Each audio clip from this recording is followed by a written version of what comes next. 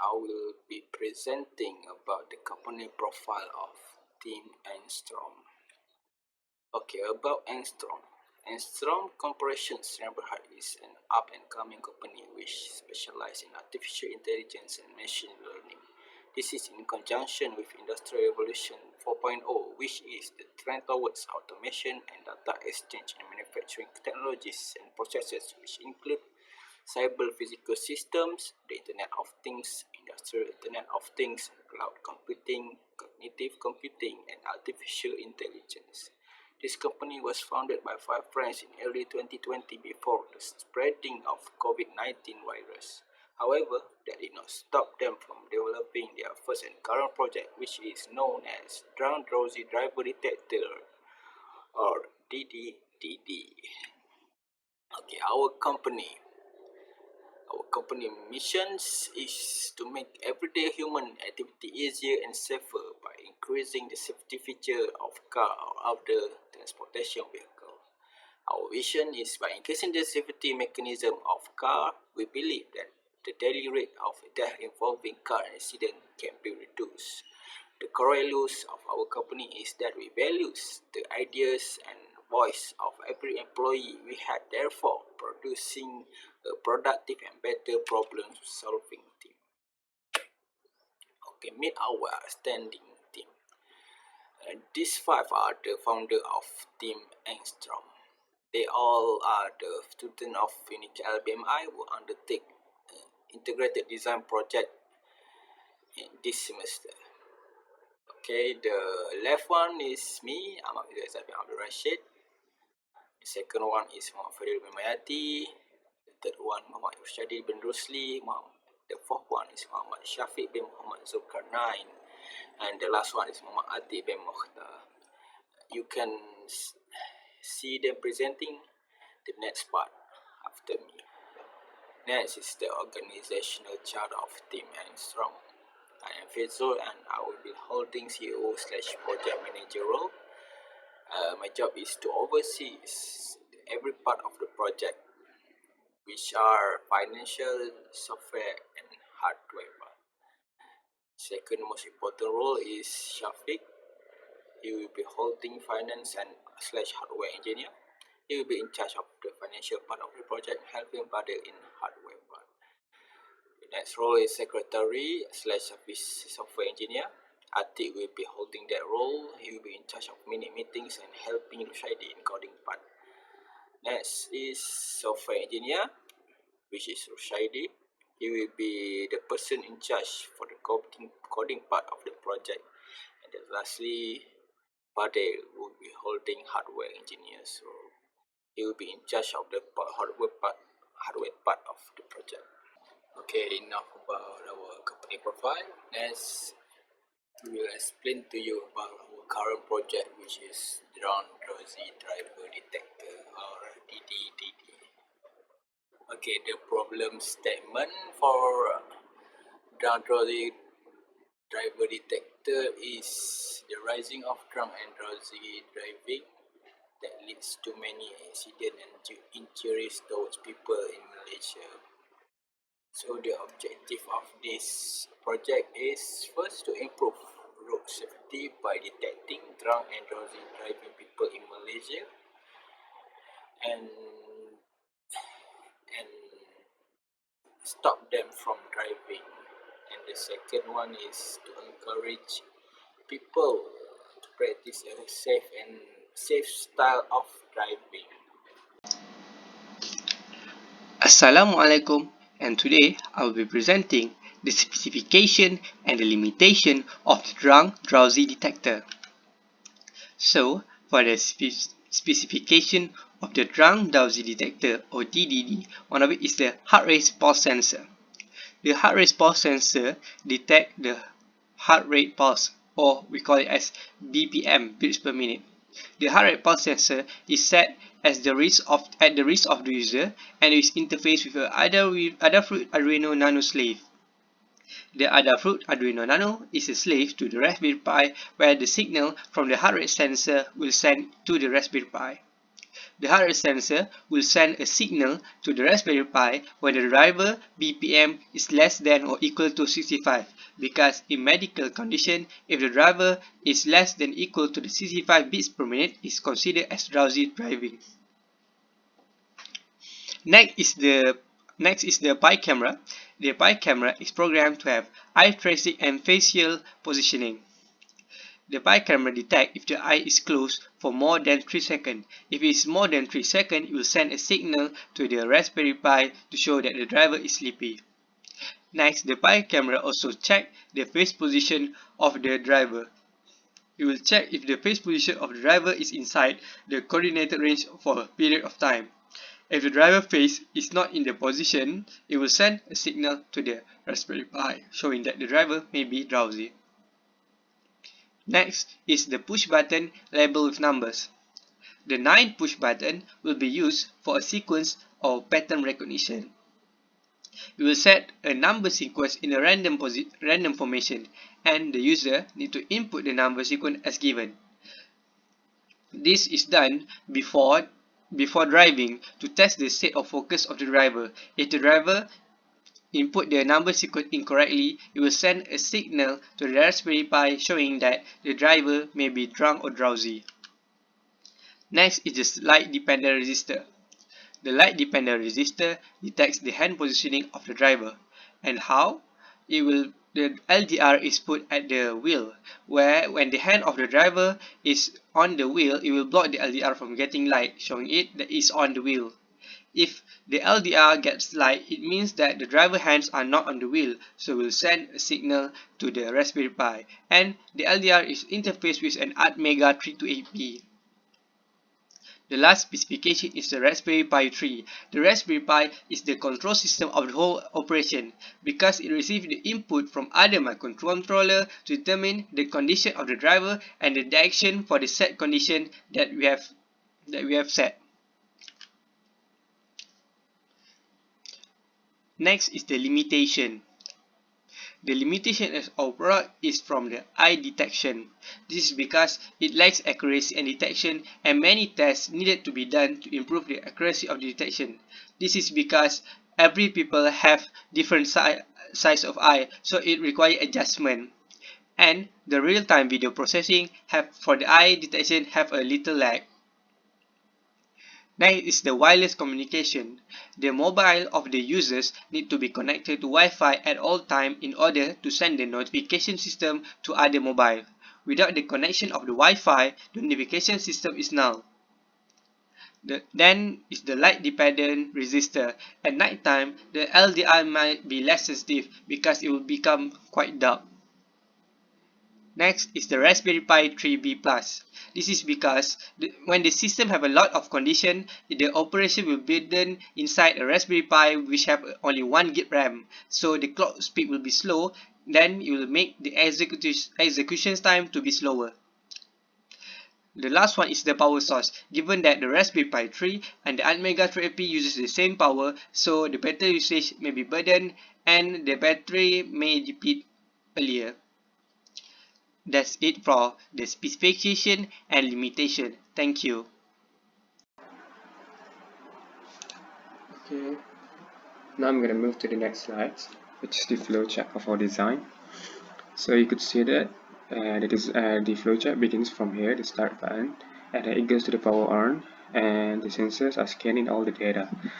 And in the bigger picture, we are using the switch case statement rather than using the if-else statement.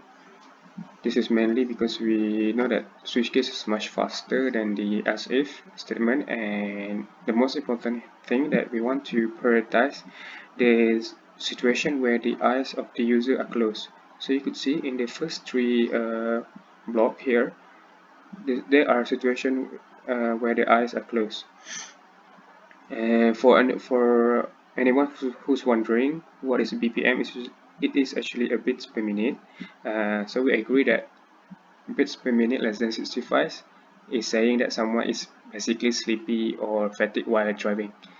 The mechanism, the outputs of all the first 4 cases, you could see from 1 until 4, are all the same, where once the criteria are met, the buzzer will be on for every 500 milliseconds, and after that, the push notification will be sent to the family members saying that the driver is fatigued or drunk.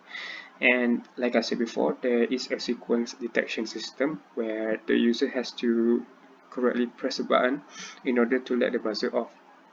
This is where it goes into the buzzer off.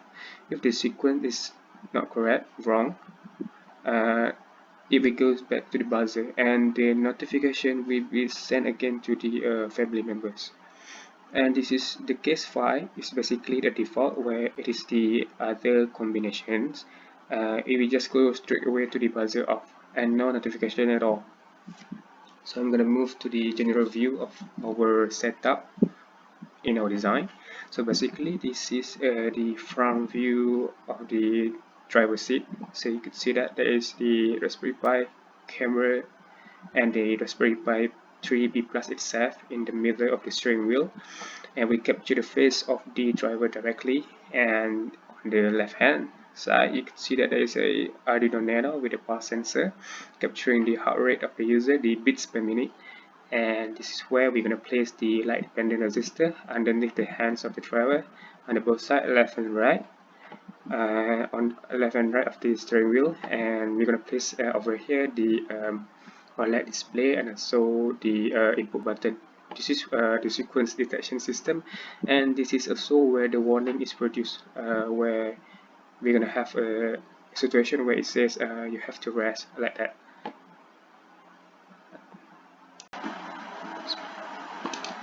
Hi everyone, so right now I'm going to explain to you guys the plot diagram of our design. So you could see that in our design there are 3 sensors that we are going to use: the heart rate sensor, the camera for the real-time video, and also the light dependent resistor. So the first thing that happens here is that we have the heart rate data from the driver that will be sent towards the Arduino Nano. And after that, the Arduino Nano will send the data wirelessly towards the ATmega 328-bit microchip by using the transceiver module. And this is for the first parameter.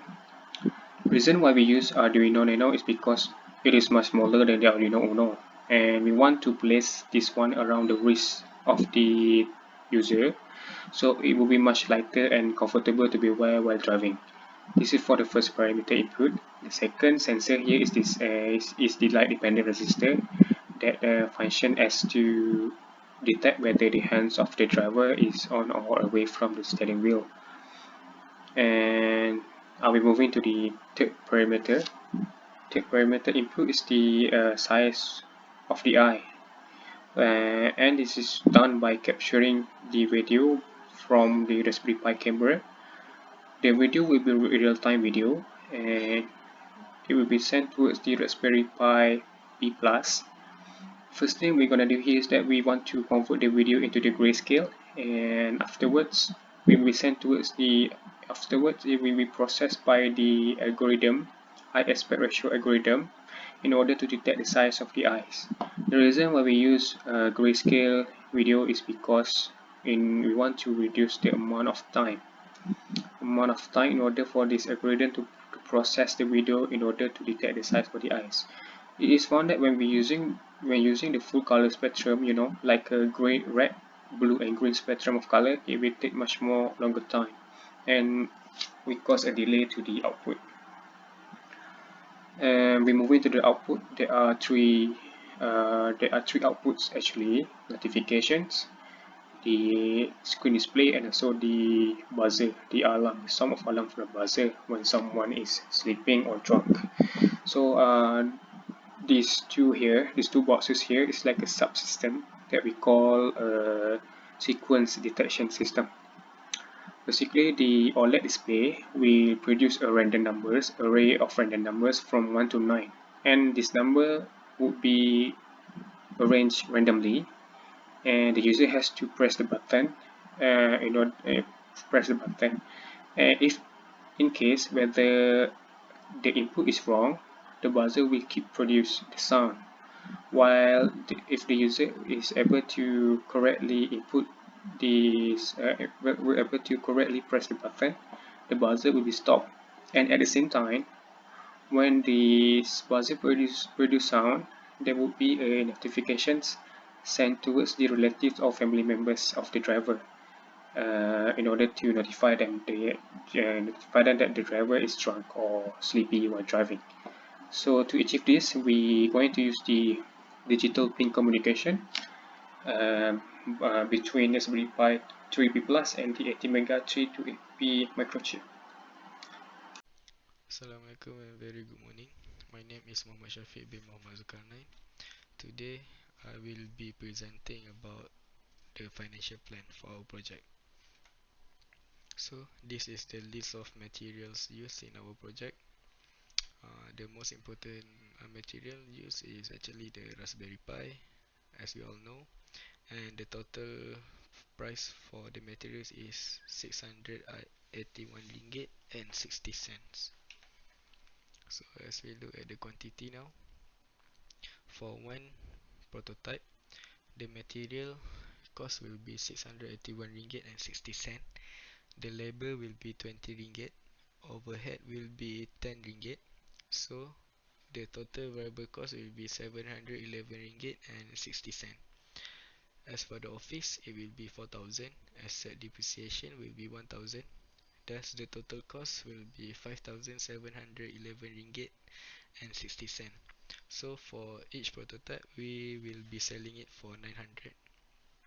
So if you look here at the yellow line, actually this is the monthly break-even analysis. For at least 27 units, then we will get our profit back for which is the 86 ringgit 80 cent. So if you look at the graph, 27, then we will get our profit which is 86 ringgit and 80 cent. So this is a monthly break-even analysis. Monthly unit break-even will be 27 units as I told you before. The monthly revenue break-even will be 24,300 ringgit. Estimation per unit revenue will be 900 ringgit. Per unit variable cost will be 711.60 cent. Estimated monthly fixed cost will be 5,000. Actually, the estimated monthly fixed cost is the office and asset depreciation, which is 4,000 and 1,000. So it will be 5,000. So let's go to the projected sale for years 1 till year 5. For year 1, we will be selling in total of 360 units. Year 2 will be 480 units. Year 3 will be 600 units. Year 4 will be 720 units. Year 5 will be 828 units. So to conclude all the projected sales for year 1 till year 5, we go to the pro forma profit loss. The most important part here is actually the return of investment. Year 1, the ROI will be 2.41%. Year 2 will be 5.66%. Year 3 will be 7.49%. Year 4 will be 9.01%. And lastly, year 5, it will be 9.15%. Development cost, labor will be 15,000 ringgit, materials will be 2,000 ringgit, prototype, as you all know before I told you, 711 ringgit and 600. So the total development cost will be 17,711 ringgit and 60 cents. So for the project break even, we can see that from the graph. In between year 1 and year 2, the project will be break even. We can see the trend here. In between year 1 and year 2, the net profit and the development cost will meet, so it will break even in between of year 1 and year 2. And for year 4 to year 5, we can see that the graph drop a bit.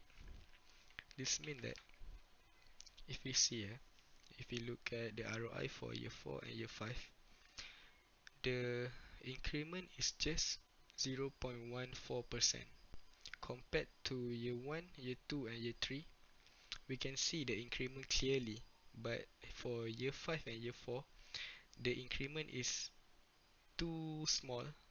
Um, So for that reason, we can conclude that our product has at least 4-year commercial value before the sales stagnate and profit drops. Uh, so that's all from me. Thank you. Assalamualaikum warahmatullah. My name is Muhammad Fadhil. Today I'm gonna present about our product launch plans for our upcoming product from our company. So basically, as you can see here, this is our timeline. We have 4 phases, which is planning, initiation, execution, and the last one is the release to the manufacturers. We have 4 parts in every phase. For the first part of the first phase is we identify team. In this part, we finding the team members, determine the goals, and also sales for the upcoming product. Second part is we determine the partner. Basically, in this part, project manager will decide whether we will need a partner to joint venture to develop our new product. The third part is establish budget. In this part, we will identify the budget requirement according to the plan product followed by the specifications. And the last one, after the planning is complete, we move to the next phase, which is initiation. The second phase, starting with marketing for the first part. In this part, basically about messaging framework, which is press release, product specification, sales, and also internal communication. The second part is engineering manufacturing. In this part, we will create the product release timing, also volume for manufacturing. The third part is sales and product support. In this part, we plan for the sales and also team staffing for the works on the initiation phase. And the last part of the initiation is field service. So basically, in this part, we will supply the requirement, also try to obtain approval for plans and budgets. Okay, moving to the next phase is execution. The first part of execution is also marketing. So in this marketing part, we will evaluate the market and refine the messaging. That includes design and also order the final packaging and also sales presentations. On the second part, engineering and manufacturing, we will develop the prototype based on the specification plan before, and also test and trying to improve the products, trying to improve the prototypes. The third part is sales and product support. In this part, we will establish the sales channels and product support mechanism. And the final part, before we release to the manufacturer, is we finalize the support. And okay, on to the next page. So you can see here, this is our timeline. We plan the product development using Microsoft projects. So you can see here all the phase and tasks and all the resource assigned. And if you can see here the timeline, so as for today, we are on the right tracks according to the schedule. Actually, we are beyond that a little bit, so which is quite good. And overall, the product is 24% completed and another 76% to go. Okay, moving to next part. So for phase 1 planning, we allocate 30 days overall for this phase only. So in this 30 days, basically we just plan the product to release, and from the identify the teams until obtaining the launch budget for the product. For the second phase, which is initiation, we allocate 60 days. In these 60 days, kick off the product launch after the first phase until the obtaining the approval for the updated plans and budgets before moving on to the next phase. For the third phase execution, we also allocate 60 days, which is a vital part of this development plan. So we come up the 60 days from marketing until the preparing before manufacturing release into the next stage. You can see here we start our third phase on the 2nd of September. This is because we set to have a project break between the second phase and the third phase because most of our members are doing our intra during that days. That is why we decide to continue the third phase on September. Okay, the next part is the fourth phase, which is release to manufacturers. So in this phase, basically, after the prototype is well developed and ready to go, so we decide to go to the manufacturer and manufacture according to the plan, which is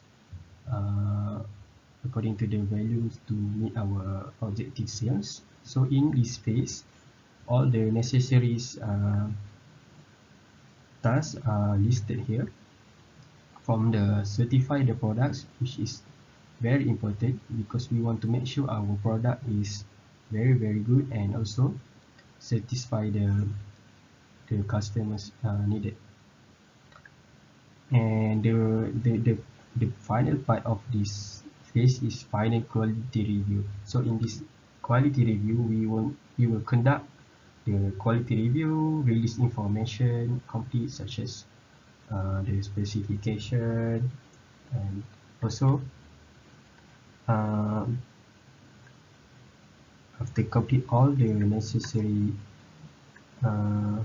tasks, we decide to launch the products after the 22nd of December. This is all from me. Thank you.